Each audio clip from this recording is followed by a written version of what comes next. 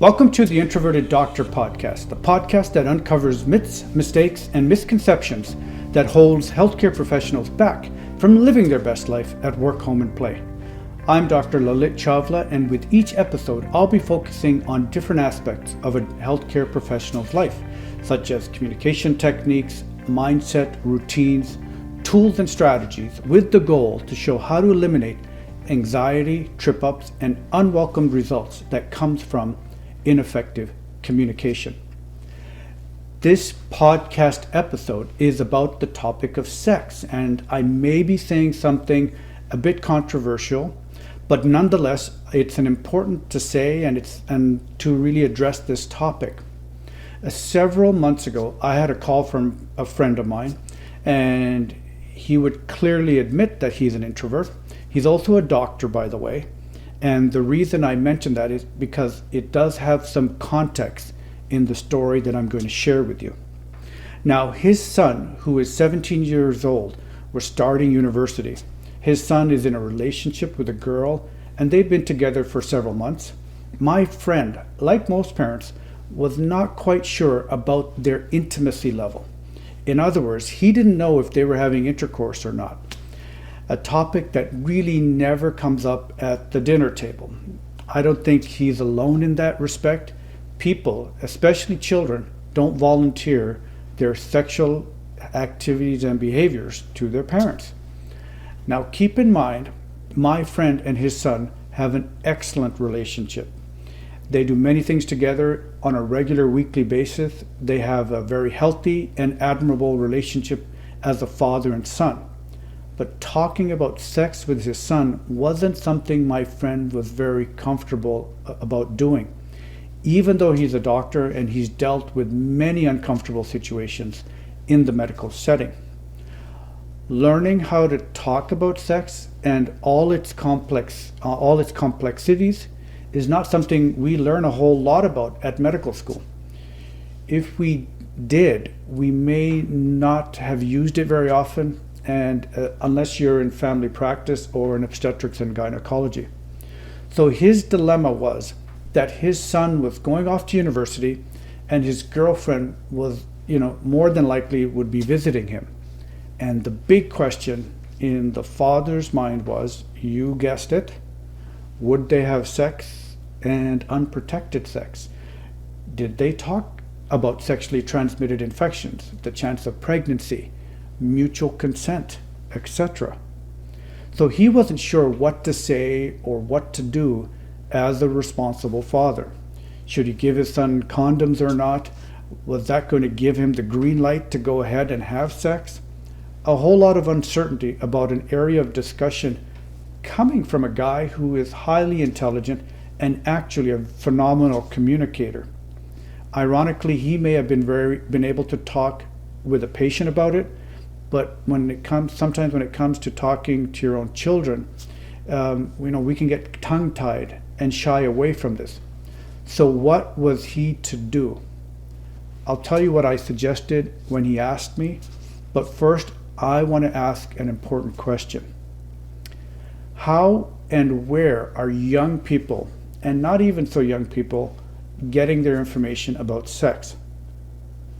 With access to social media, access to the internet, friends and peers, it will come as no surprise, whether we want to believe it or not, that information about sex is easily accessible. 30 years ago and before that, information about sex was so much harder to access, and that may not have been the best scenario either. Today, with easy access to the internet, we have access to so much information, and now there are different issues such as porn addiction. The average age a person is exposed to pornography is age 11. 1 out of 10 Americans admit to having an addiction to pornography. So that is probably very similar to other parts of the world, maybe even more.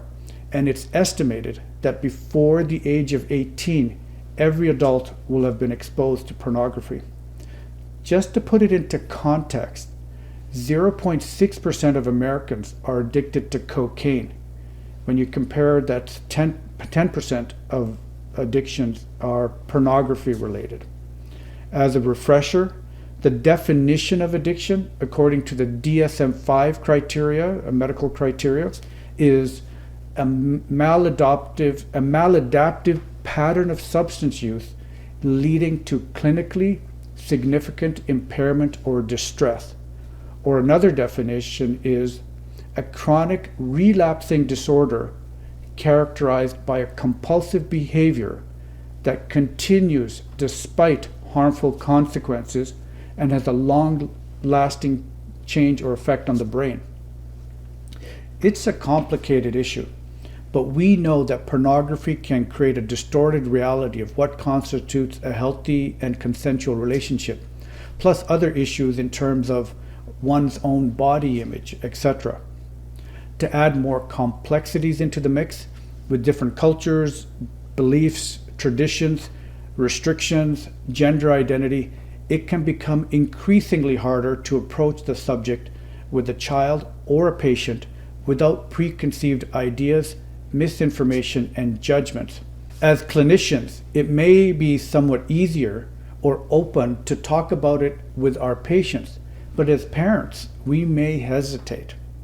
Now, even as clinicians, it can be challenging to bring up the subject with young people. But I think sexual health is a very important aspect of a person's overall health.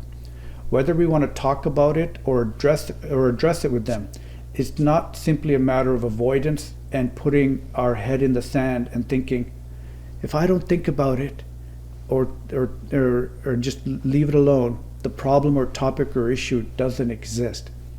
The reality is it does. So for example, we may be uncomfortable, telling someone that they have a terminal illness, but we tell them because we know that it is our responsibility as effective and compassionate communicators. As a responsible adult, we can't be introverted about this topic. We can't be afraid to talk about difficult topics, but rather create a safe place to engage in a conversation.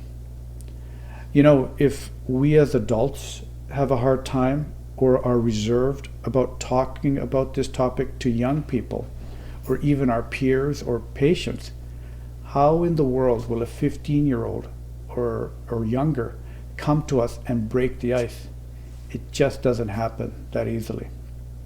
I'm always impressed when a parent comes in with their teenage child wanting to talk or ask about birth control. That takes a certain level of dialogue and interaction between the parent and child. That's being very proactive.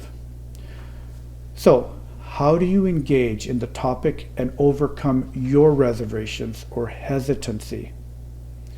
Is your hesitancy because you might offend them or not be eloquent enough in your conversation? Ask yourself, why are you uncomfortable, if you are uncomfortable, talking about sex? So what's a good opener, or how would you talk about it in the clinical setting? Well, firstly, it's very difficult to dive into the discussion without building rapport, especially in the clinical setting, to ensure confidentiality. A good resource is the HEADS assessment guide, which is capital HEADSS, which you can find just by Googling it on the web. And one key element is really to normalize the whole conversation. Start with an open-ended question and ask about how things are at home, how is school, and exploring those areas. In the clinical setting, I'll start by saying, this next subject may be a bit awkward to talk about, but I feel it's important to discuss. And I discuss this with most of my patients, and I want to be able to discuss about, sex or drugs or your home life. And then I just go into it. And I just say it matter-of-factly, as really objectively as I can. And tone is very important, because when you're uncomfortable, that will come across in your tone and pace. You'll hesitate, you'll look up and down, they will pick up on that, which in turn will make them uncomfortable. But if you simply say it without emotion, as objective as possible, they receive it well. So the exact wording may not be so important, but rather the tone and the style in which we deliver it. And I have to say, in my opinion, that the tone and inflection should rather be kind of monotone. That's my experience. As a physician or individual, your job is simply to state the question. How they react is really their job. The onus is on them. Now, with my experience, I've been surprised how open young people are, and that they're quite open to talking about it or about any other topic you ask them. They can actually be very good conversationalists. Also, it's useful to remember that they don't talk about it. If they don't talk about it on that particular occasion, they know that they have an ally with whom they can bring it up later. And that's always useful. They know that, okay, maybe they're not sexually active now. I know I can go and talk to Dr. Chawla now that maybe I might be getting into it. So when you bring up the topic about sex, it just opens the door and you get them thinking about it. You let them know that you are receptive to discussing this topic with them. And the fact that you can bring it up is key. And if you can do that without prejudice or judgment, that really is the key. So get them involved in the decision process. And if they ask you for your opinion, let them know that there are options. As clinicians, we can easily talk about the benefits of a medication or treatment, and we also educate the patient about the side effects too. This should be no different when we talk about the subject of sex. If as a parent you're having a conversation with your child and you say, my belief is that being a teenager is way too young to have intercourse, explain why. You explain things such as, because the risk of getting pregnant is higher. You don't know the kind of person you're truly dealing with. The chance of getting sexually transmitted disease is there, or you or the other person may not, emotionally be ready. Trust is very important, and the other person can violate that, and so on. One of the concerns, that occurs is sometimes one or the other. This usually happens on males to girls, boys to males to women, young men to young women, is they end up taking, pictures or selfies of private parts, and then it ends up circulating on the internet and with their friends, and that has surprised many young teenagers. So give reasons. Simply stating, don't have sex because I said so, just leaves the listener confused as to why. It also adds curiosity as to why shouldn't I? And the very thing you didn't want to happen ends up happening, because curiosity creates intrigue because it's mysterious, and people are explorers. So as the author and thought leader Simon Sinek would say, start with why. So what about my friend and his son? Condoms or no condoms? Talk or no talk?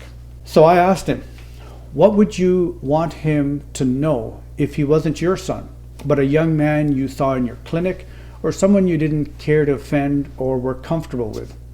Or as I said in one podcast on Turning the Table, which was episode 18, what would you advise me if I were to talk to my son?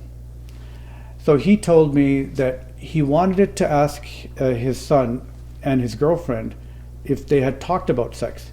He'd say, you don't have to tell me, but you should know the risks and side effects of doing it.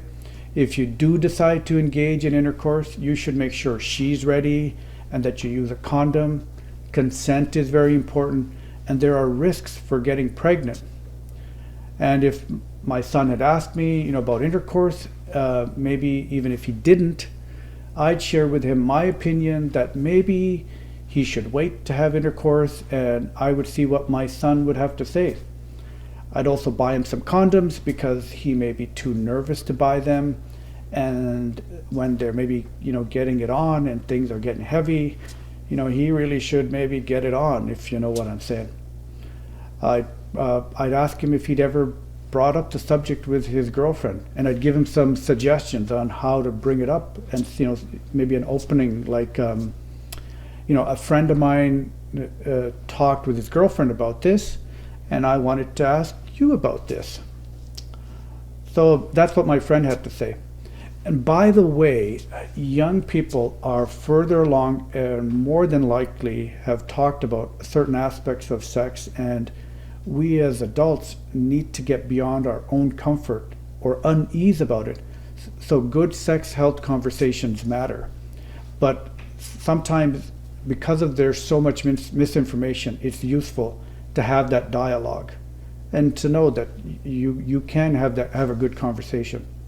So in summary, sexual health is an intricate part of people's health, and whether we're comfortable or not to talk about it, it's something we should be more extroverted in making sure we engage in a healthy conversation about it. Our job is to talk about it without judgment or anxiety. When we get anxious, it shows, and it makes the other person anxious. So talk, practice, and role play with a friend if you need to. And if there's something that you don't know, don't be afraid to say, I don't know about that, or that's an area I need to look up things. It just shows you're open-minded. And if you're uncomfortable about talking about sex, ask yourself why. Remember, as a clinician or parent, our job is to ask, explain, and educate. Their job is to interpret and expand on that information. When you think of things in those terms, it makes it easier to expand our ability to connect with people. And remember, many aspects of it will not be brought up by the other individual because they may be uncomfortable about it, or they may not know how comfortable you are talking about it. Be approachable. Open that door to better conversations. It may change a person's life for the better. Thank you for listening. I hope this podcast served you in some way.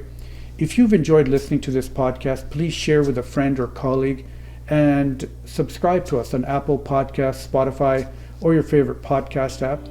And if you go to the website, theintroverteddoctor.com, and sign up in there, you'll get my weekly emails about the podcast and episodes that's coming out. I'm Dr. Lalit Chawla, and thank you so much for listening. And let's together make a greater, more effective community, and so that you can live with greater passion, harmony, and magic in your life and help others do the same. If you have any questions, comments, or ideas for anything you want me to discuss, please send me an email. I'd be happy to do that. Have a fantastic weekend.